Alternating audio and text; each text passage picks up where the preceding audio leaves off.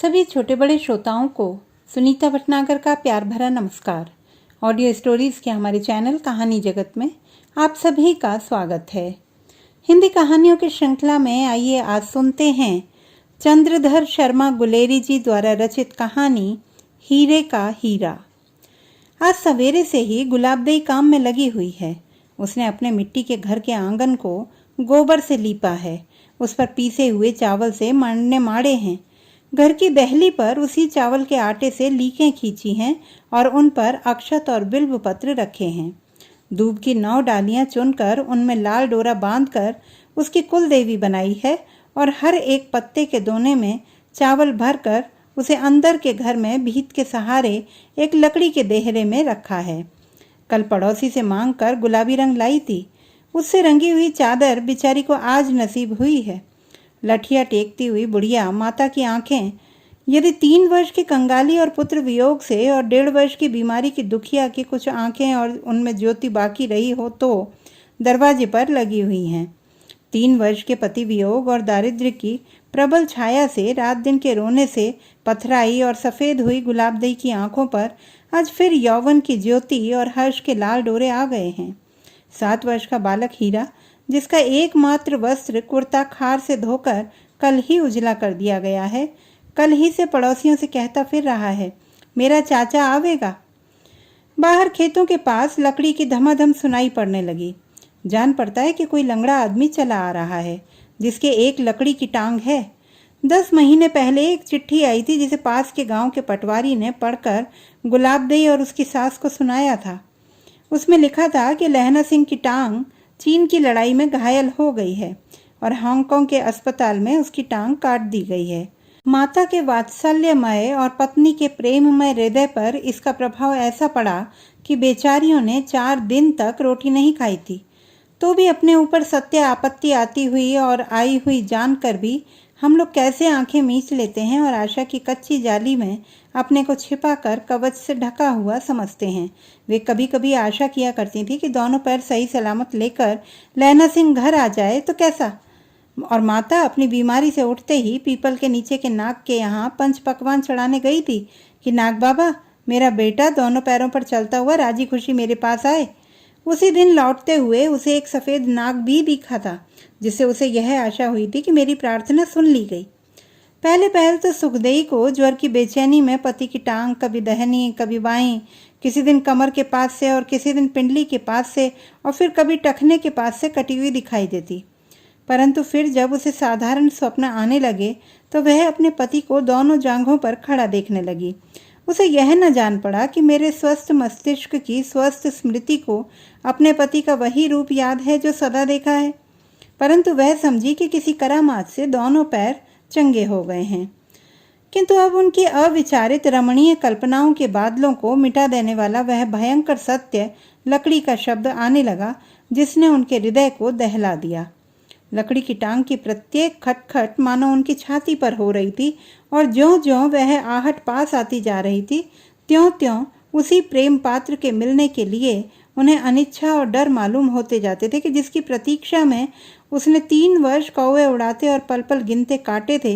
प्रत्युत वे अपने हृदय के किसी अंदरी कोने में यह भी इच्छा करने लगी थी कि जितने पल विलंब से उनसे मिलें उतना ही अच्छा, और मन की भित्ति पर वे 2 जांघों वाले लहना सिंह की आदर्श मूर्ति को चित्रित करने लगी और उस अब फिर कभी न दिख सकने वाले दुर्लभ चित्र में इतना लीन हो गई कि एक टांग वाला सच्चा जीता जागता लहना सिंह आंगन में आकर खड़ा हो गया और उसके हंसते हुए वाक्यों से उनकी मोह निद्रा खुली कि अम्मा, क्या अंबाले की छावनी से मैंने जो चिट्ठी लिखवाई थी वह नहीं पहुंची? माता ने झटपट दिया जगाया और सुखदेई मुंह पर घूंघट लेकर कलश लेकर अंदर के घर की दहनी द्वारसाक पर खड़ी हो गई। लहना सिंह ने भीतर जाकर देहरे के सामने सिर नवाया और अपनी पीठ पर की गठरी एक कोने में रख दी। उसने माता के पैर हाथों से छूकर हाथ सिर को लगाया और माता ने उसके सिर को अपनी छाती के पास लेकर उसके मुख को आंसुओं की वर्षा से धो दिया, जिस पर बाक्तरों की गोलियों की वर्षा के चिन्ह कम से कम 3 जगह स्पष्ट दिख रहे थे। अब माता उसको देख सकी। चेहरे पर दाढ़ी बढ़ी हुई थी और उसके बीच बीच में 3 घावों के गड्ढे थे। बालकपन में जहाँ सूर्य, चंद्र, मंगल आदि ग्रहों की कुदृष्टि को बचाने वाला तांबे चांदी की पतड़ियों और मूंगे आदि का कठला था, वहाँ अब लाल फीते से 4 चांदी के गोल गोल तमगे लटक रहे थे, और जिन टांगों ने बालकपन में माता की रजाई को 50-50 दफा उघाड़ दिया था, उनमें से एक की जगह चमड़े के तस्मों से बंधा हुआ डंडा था। धूप से स्याह पड़े हुए और मेहनत से कुम्हलाए हुए मुख पर और महीनों तक खटिया सेने की थकावट से पिलाई हुई आंखों पर एक तरह के स्वावलंबन की ज्योति थी, जो अपने पिता पितामह के घर और उनके पितामहों के गांव को फिर देखकर खिलने लगती थी। माता रुंधे हुए गले से कुछ कह न सकी और न कुछ पूछ सकी। चुपचाप उठकर कुछ सोच समझकर बाहर चली गई। गुलाबदेई, जिसके सारे अंग में बिजली की धाराएं दौड़ रही थीं और जिसके नेत्र पलकों को धकेल देते थे, इस बात की प्रतीक्षा न कर सकें कि पति की खुली हुई बाहें उसे समेटकर प्राणनाथ के हृदय से लगा लें, किंतु इसके पहले ही उसका सिर, जो विषाद के अंत और नवसुख के आरंभ से चकरा गया था, पति की छाती पर गिर गया और हिंदुस्तान की स्त्रियों के एकमात्र हाव भाव अश्रु के द्वारा उनकी 3 वर्ष की कैद हुई मनोवेदना बहने लगी। वह रोती गई और रोती गई। क्या यह आश्चर्य की बात है? जहाँ की स्त्रियां पत्र लिखना पढ़ना नहीं जानती और शुद्ध भाषा में अपने भाव प्रकट नहीं कर सकती, और जहाँ उन्हें पति से बात करने का समय भी चोरी से ही मिलता है, वहाँ नित्य अविनाशी प्रेम का प्रवाह उमड़ेगा क्यों नहीं? अश्रुओं की धारा की भाषा में ही उमड़ेगा।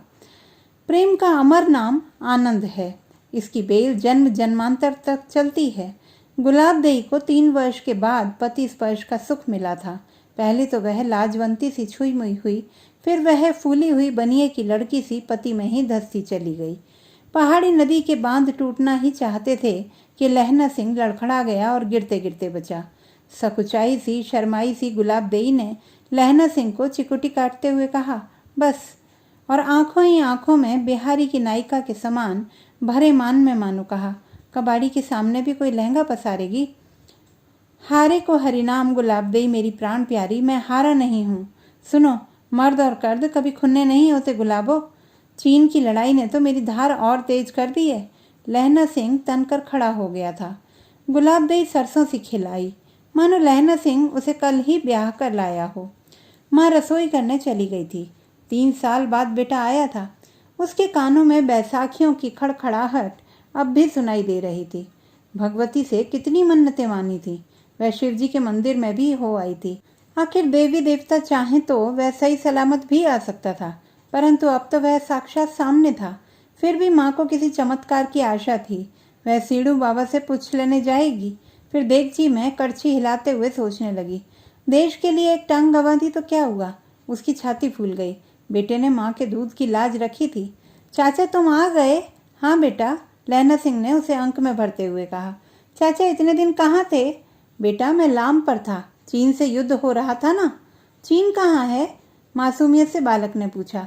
हिमालय के उस पार। मुझे भी ले चलोगे ना? अब मैं नहीं जाऊंगा, फौज से मेरी छुट्टी हो गई। कुछ सोचकर उसने फिर कहा, बेटा तुम बड़े हो जाओगे तो फौज में भर्ती हो जाना। मैं भी चीनियों को मार गिराऊंगा। लेकिन चाचा, क्या मेरी भी टांग कट जाएगी? धत तेरी, ऐसा नहीं बोलते, टांग कटे दुश्मनों की। फिर हीरे ने जेब में आम की गुठली से बनाई पीपनी निकाली और बजाने लगा। बरसात में आम की गुठलियां उग आती हैं तो बच्चे उस पौधों को उखाड़कर गुठली में से गिट्टक निकालकर बजाने लगते हैं।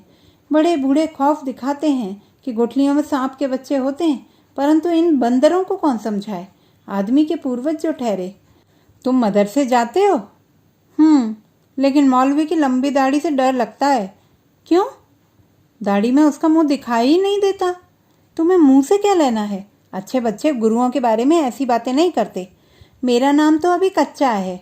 नाम कच्चा है या कच्ची में ही? मैं पक्की में हो जाऊंगा, लेकिन बड़ी माँ ने अधन्नी नहीं दी। फीस लगती है चाचा। और वह पीपनी बजाता हुआ गायब हो गया। लहना सिंह सोचने लगा, उम्र कैसे ढल जाती है। पहाड़ी नदी नाले मैदान तक पहुँचते पहुँचते संयत हो जाते हैं।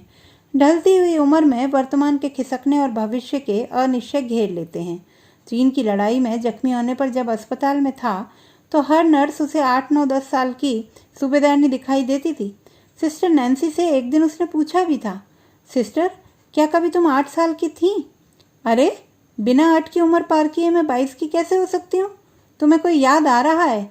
हाँ, वह 8 साल की छोकरी, दही में नहाई हुई, बाहर के फूलों से मुस्कुराती हुई मेरी जिंदगी में आई थी और फिर एकाएक विलुप्त हो गई, सूबेदारनी बन गई। कहते कहते वह खो गया था। हवलदार, तुम परी कथाओं में विश्वास रखते हो? परियों के पंख होते हैं ना, वे उड़कर जहाँ चाहे चली जाएं।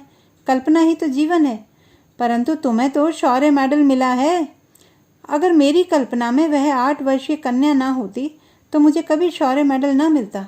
मेरी प्रेरणा वही थी। तुमने विवाह नहीं बनाया? नैन्सी ने पूछा। विवाह तो बनाया। कनेर के फूल सी लहलहाती मेरी पत्नी है, एक बेटा है और मेरी बूढ़ी माँ है। तो फिर परियों की कल्पना, 8 वर्ष की कन्या का ध्यान? हाँ सिस्टर, मैंने 35 साल पहले उस कन्या को देखा था। फिर वह ऐसे गायब हुई जैसे कुर्ली बरसात के बाद कहीं अदृश्य हो जाती है और मैं निपट अकेला। नैन्सी चली गई थी। वह सोचता रहा था, स्वप्न में सफ़ेद कौवों को दिखाई देना शुभ लक्षण है या अशुभ का प्रतीक? अस्पताल में अर्धनिमीलित आंखों में अनेक देवता आते। कभी उसे लगता कि फनियर नाग ने उसे कमर से डस लिया है, शायद यह नपुंसकता का संकेत ना हो। वह दहल जाता। माँ, पत्नी और हीरा कैसे होंगे? गांव में वैसे तो ऐसा कुछ नहीं जो भय पैदा करे, लेकिन 3 साल तो बहुत होते हैं। वे कैसे रहती होंगी? युद्ध में तो तनख्वाह भी नहीं पहुंचती होगी। फिर उसे ध्यान आया कि जब वह चलने लगा था तो माँ ने कहा था, बेटा हमारी चिंता नहीं करना, आंगन में पहाड़िए का बास हमारी रक्षा करेगा। फिर उसे ध्यान आया, कई बार पहाड़िया नाराज हो जाए तो घर को उल्टा पुल्टा कर देता है। आप चावल की बोरी को रखें, वह अचानक खुल जाएगी और चावलों का ढेर लग जाएगा। कभी पहाड़िया पशुओं को खोल देगा। अरे नहीं, पहाड़िया तो देवता होता है जो घर परिवार की रक्षा करता है। वह आश्वस्त हो गया था। मुन्नुआ तो कुछ ही चला गया था। माँ, फौजी तो हुक्म का गुलाम होता है। फिरकू तो जर्मन की लड़ाई से वापस आ गया था, उसका तो कोई अंग भंग नहीं हुआ था। फिर तू पता नहीं कहाँ कहाँ भटकता रहा। तुझे घरेदी भी याद नहीं आई? अम्मा, फिरकू तो फिरकी की भांति घूम गया होगा, लेकिन मैं तो वीर माँ का सपूत हूँ, उस पहाड़ी माँ का जो स्वयं बेटे को युद्ध भूमि में तिलक लगाकर भेजती है। बहाना बनाकर लौटना राजपूत को शोभा नहीं देता। हाँ, सो तो तमगे से देख रही हूँ, लेकिन क्या अम्मा, तुम चुप क्यों हो गई? गुलाब देई तो वीरांगना है, उसे तो गर्व होना चाहिए। हाँ बेटा, फौजी की औरत तो तमगों के सहारे ही जीती है। लेकिन क्या अम्मा, कुछ तो बोलो। उसका हाल तो बेहाल रहा। आदमी के बिना औरत अधूरी है, और फौजी की औरत पर तो कितनी उंगलियां उठती हैं, तुम क्या जानो। तुम तो नौल के नौला ही रहे। क्या तमगे तुम्हारी दूसरी टांग वापस ला सकते हैं? और 3 साल से सरकार ने सुध-बुध ही कहाँ ली? लहना सिंह के पास कोई जवाब नहीं था। सूबेदारनी ने किस अनुनय विनय से उसे बींध लिया था। हजारा सिंह, बोधा सिंह की रक्षा करके उसने कौन सा मोर्चा मार लिया था? वह युद्ध भूमि में तड़प रहा था और रेड क्रॉस वैन बाप बेटे को लेकर चली गई थी। उसने जो कहा था मैंने कर दिया, सोचकर फूल उठा। लेकिन गुलाब दई के यौवन का अंधड़ कैसे निकला होगा? लोग कहते होंगे बरसाती नाले से अंधड़ आया और वह झरबेरी सी बिछ गई थी, तूफान में दबी, सहमी सी, लंगड़े खरगोश सी। नहीं, लंगड़ी वह कहाँ है? लंगड़ा तो लहना सिंह आया है। चीन में नैन्सी से बतियाता, खिलखिलाता। अम्मा फिर रसोई में चली गई थी। गुलाब दई उसकी लकड़ी की टांग को सहला रही थी। शायद उसमें स्पंदन पैदा हो जाए, शायद वह फिर दहाड़ने लगे। तभी लहना सिंह ने कहा था, गुलाबो, यह नहीं, दूसरी टांग। वह दोनों टांगों को दबाने लगी थी और अश्रुधारा उसके मुख को धो रही थी। वह फिर बोला, गुलाबो, तुम्हें मेरे अपंग होने का दुख है? नहीं तो फिर रो क्यों रही हो? फौजी की बीबी रोए तो भी लोग हंसते हैं, और अगर हंसे तो उस पर व्यंग्य बाण छोड़ते हैं। वह तो जैसे लावारिस औरत हो। वह फूट पड़ी थी। मैं तो सदा तुम्हारे पास था। अच्छा, अब वह जरा खिलखिलाई। हीरे का हीरा पाकर भी तुम बेबस रही, और तुम्हारे पास क्या था? तुम नहीं, कोई मीम तुम्हें सुलाती होगी और तुम मोम से पिघल जाते होंगे। मर्द होते ही ऐसे हैं। जरा खुलकर कहो ना, गोरी चिट्टी मीम देखी नहीं कि लट्टू हो गए? तुम्हें शंका है? तभी तो इतने साल सुध नहीं ली। मैं तो तुम्हारे पास था हमेशा हमेशा। और वह सूबेदारनी कौन थी? क्या मतलब? तुम अभी माँ से कह रहे थे, उसने कहा था, जो कहा था मैंने पूरा कर दिया। हाँ, मैं जो कर सकता था वह कर दिया, लेकिन युद्ध में सूबेदारनी कहाँ से आ गई? वह कल्पना थी। तो क्या गुलाबो मर गई थी? मैं कल्पना में भी याद नहीं आई। मैं तुम्हें उससे मिलाने ले चलूँगा। मिलोगे खुद और बहाना मेरा। मैं अब चला जाता हूँ। मेरे लिए तो तुम कब के जा चुके थे और आकर भी कहाँ आ पाए। गुलाबो, तुम भूल कर रही हो। मैंने कहा था ना, मर्द और कर्द कभी खुन्ने नहीं होते, उन्हें चलाना आना चाहिए। अच्छा, छोड़ो भी ना अब, हीरा आ जाएगा। और दोनों ओबरी में चले गए। सदियों बाद जो मिले थे। छोटे छोटे सुख मनोमालिन्य को धो डालते हैं और एक दूसरे के प्रति आश्वस्ति जीवन का आधार बनाती है। एक मृग तृष्णा का पालन दाम्पत्य जीवन को हरा भरा बना देता है। गुलाबदेई लहलहाने लगी थी और आंगन में अचानक धूप खिल आई थी। तो दोस्तों, ये थी हमारी आज की कहानी। आपको कैसी लगी कमेंट बॉक्स में लिखना ना भूलें। चैनल को सब्सक्राइब करें, लाइक करें और मित्रों के साथ शेयर करें।